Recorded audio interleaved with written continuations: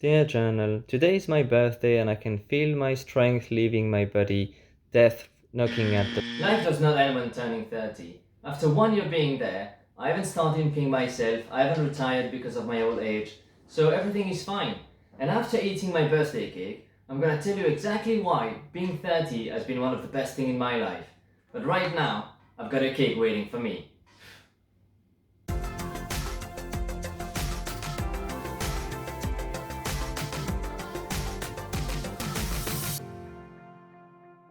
Hello YouTube, I hope you're doing alright. I am still waiting on my barber to open, but today is my birthday and as you guessed from the intro, I want to go back on this last decade with you, looking at what has been the good, what has been the bad. But since we're here and since it's my birthday, let's smash the like button for the YouTube algorithm as a little gift. No, for real. Smash the like button. Done? All good? Perfect. Let's get straight into it. Over the last decade, there is a couple of things I've done right, there is a couple of things I've done a tiny bit less right, but today we're gonna go back over 7 of those and discuss them openly. The very first one we're gonna go back over is not listening to that voice in my head. And that is something I wish I've done more. For example, things like starting a YouTube channel, starting my own business, taking some risk, those kind of things where you always have a voice in your head telling you that you're not ready, that it's too risky, what if, and then it's crippling you with regrets. That's something I've tried to do a bit more recently, and I wish I had started sooner, but it's just to ignore that voice, realize that we all screwed up, there's always going to be something going not according to plan, and this is completely fine and that's to be expected.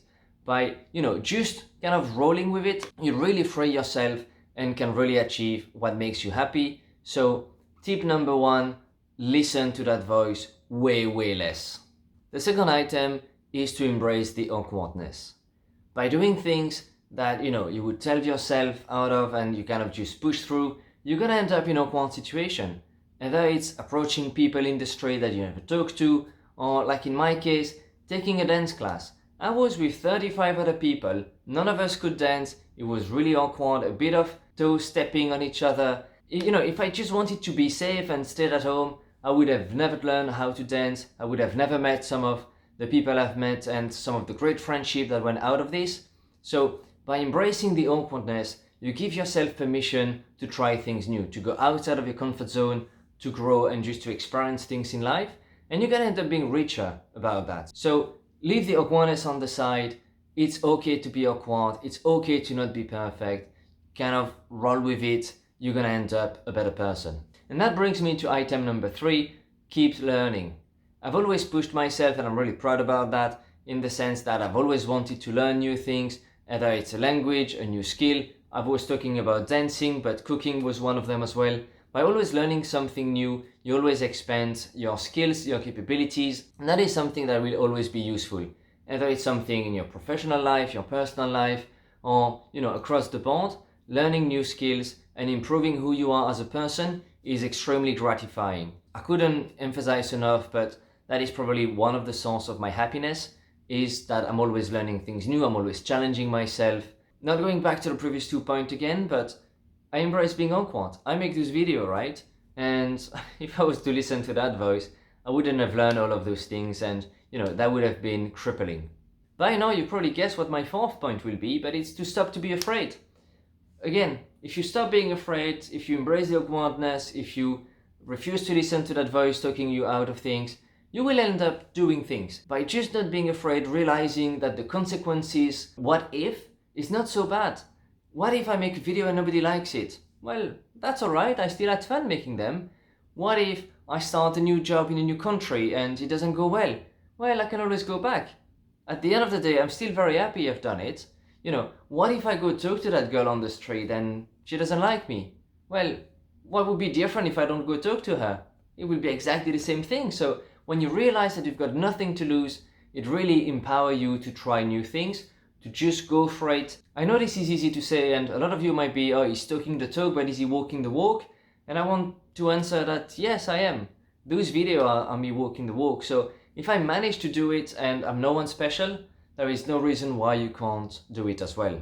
Beside what I've done good or bad and, kind of getting lost into details and anecdotes, what I've really done over the last 10 years is cementing my identity, defining who I was as a person, what are my core values, and what are the kind of things I would stand for. I realized that we're not entitled to anything and that everything we have in life we need to deserve, we need to give in order to receive. And that there is not really any secret here. We need to work for things, but if we put the hard work, if we put the effort, if we give, we will receive in exchange.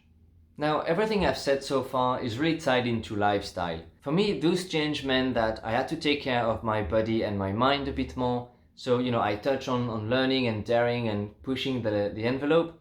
But what I mean here is reading books, listening to podcasts, taking classes, anything that would really help myself to improve. And then as well, obviously, taking care of my body. So watching my diet, less sugar, more physical activity, really finding a balance there where I can feel good and be good.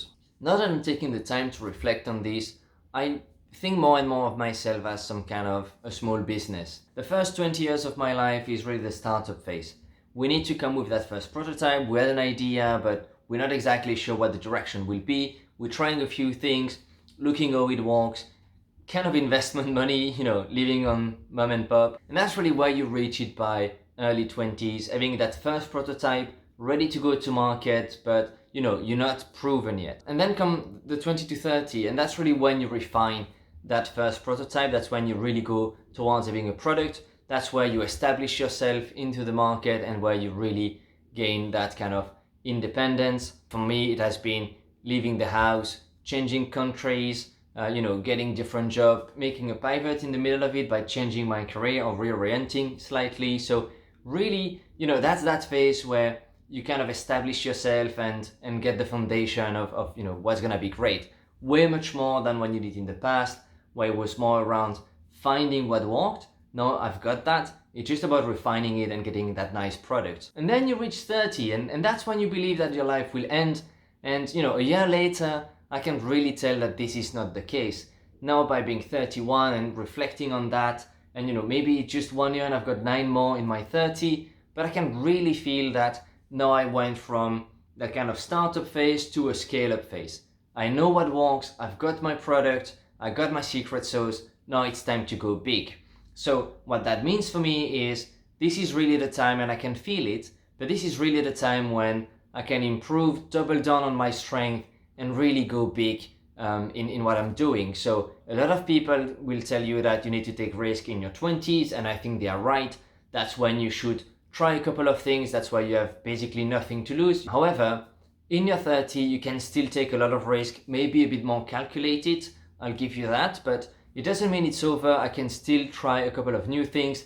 This channel is one of them. Don't be afraid, and regardless of your age, either you're 20, 30 or 40, if you watch this video, you can just translate everything I've said, a couple of years. So if you're in your 40, maybe you're a bit slower, but you can still do it. If you're in your 20, you might be ahead of me, and then just continue. But rather than being like a drunk uncle in a family party that start mumbling around, here's a summary of everything we've discussed so far. You need to stop listening to that little voice in your head. You need to start daring doing more things. Stop being afraid of what the consequence will be, because they're not that big and nothing is that dramatic. Start taking care of your body and your mind. Probably have other things, but this is really the essential. You're just at the beginning. Turning 30 is nothing bad. It's just where you reach that stage where you know you are, and now you're ready to go and get rolling. I'm feeling good. I'm stronger than I've ever been. I think I might even be a bit smarter. But enough of me for today. I'll see you in the next video. Until next time, ciao. And I forgot my text, so let's do this again.